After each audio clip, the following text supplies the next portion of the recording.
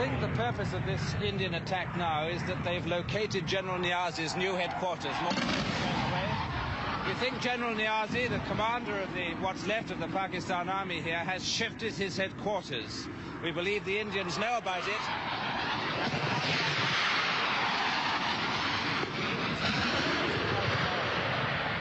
And we think they're now trying to kill Niazi, to strike directly at his new headquarters. Over lunch, the defeated General Niazi is equally frank.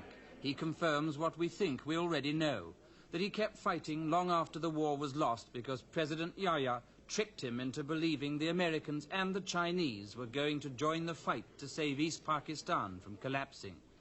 When I suggested to General Niazi that he made a major tactical blunder in defending the prestige border towns instead of withdrawing to a defensive area around Dhaka, he says, "Yes, I know all that, and so did my commanders. We argued for a different strategy, but we had our orders, and we obeyed them because we are soldiers."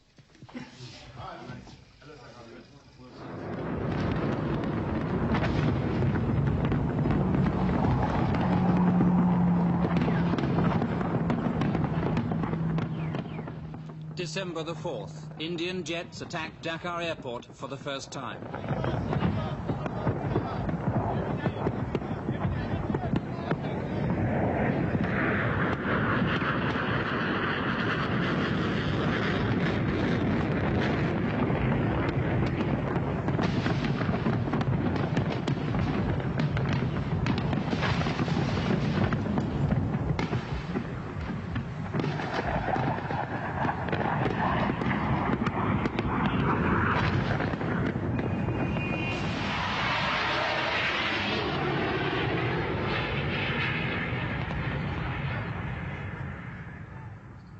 The next day, Monday the 13th, and for no apparent reason, General Niazi, the tiger, appears on a street corner.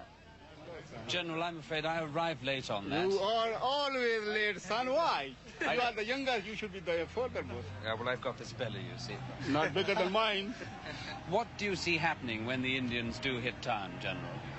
Well, I told you we'll fight it out. Is there a real possibility of street-by-street fighting? Inshallah, we'll keep them away. The feeling is that you don't have enough men here in the town to put up a big fight. Makes no difference. I never show my men.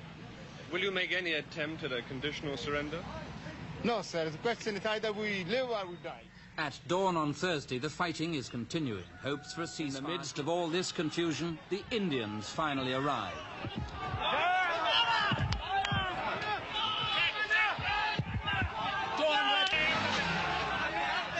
Colonel, welcome to Dhaka. Looking at the scene from this end, it has seemed like a rout of the Pakistan army. Is that a fair assessment of what's it been like? I wouldn't say that. I think it's very heavy and hard fighting. But I think we went about as planned, I would say. Things worked out as we'd assessed, more or less. Were there moments where they did really put up a fight to the death? Oh, yes. I think practically everywhere. The Pakistani soldiers fought extremely well, I must say. In fact, I would say at times it was so fanatical. Then I've sort of said, look at this man, he's just dying for something, when he has no business to be just come charging across, which is just ridiculous at times. I felt very sorry. Suddenly, the Pakistani commander, General Niazi, turns up. Good morning, how are you? Morning, sir.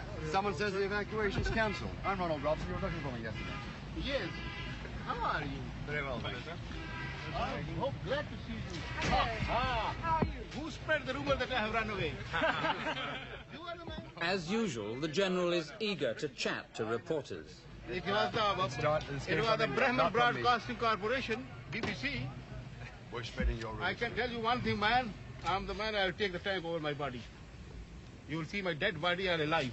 General, you remember me after I remember you very well. Indeed.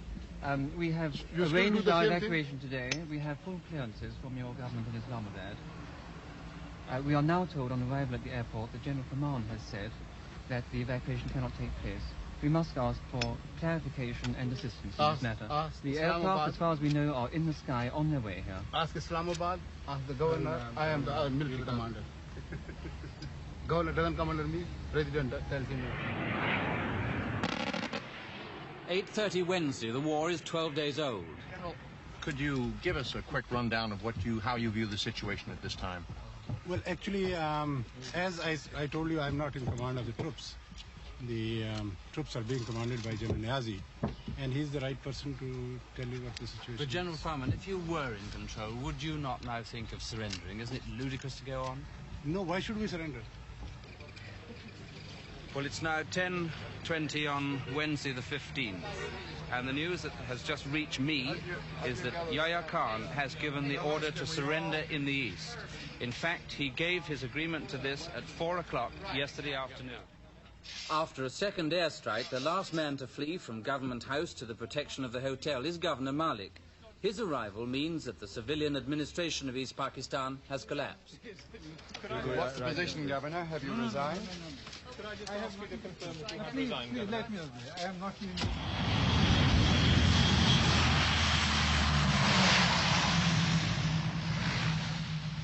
The next day, the first of the RAF Hercules lands between the bomb craters on a stretch of runway we had cleared of the debris after the previous night's raids.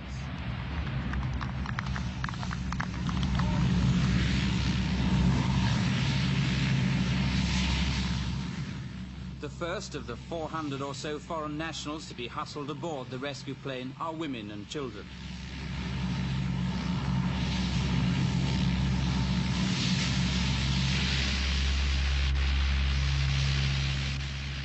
As the giant Hercules lumbers down the runway for takeoff, some of us pray. It only just made it getting down empty, and now it has a full load on.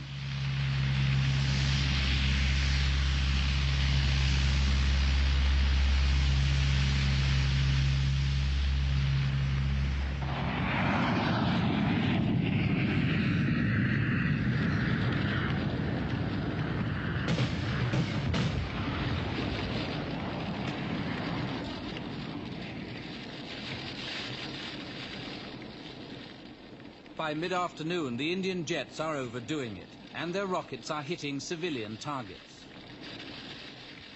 If General Niazi decides after all to fight to the finish, he could force the Indians to destroy much more of the city.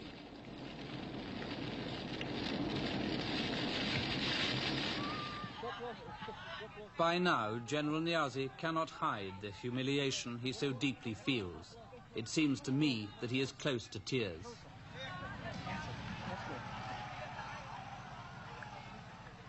And suddenly, we all feel desperately sorry for the once blustering general. At this moment, I think most of us would have given almost anything to see Yahya Khan in General Niazi's place.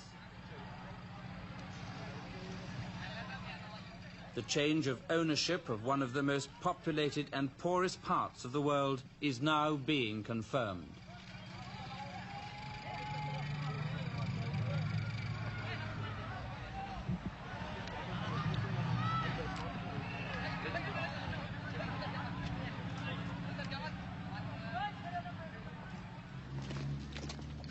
What the defeated Pakistani army leaves behind it is a legacy of bitterness and hatred. After all that's happened, it's not unnatural, I suppose, for the people of Bangladesh to bay for blood. Their soil is soaked with it, but the lust for revenge is a bad foundation for nationhood.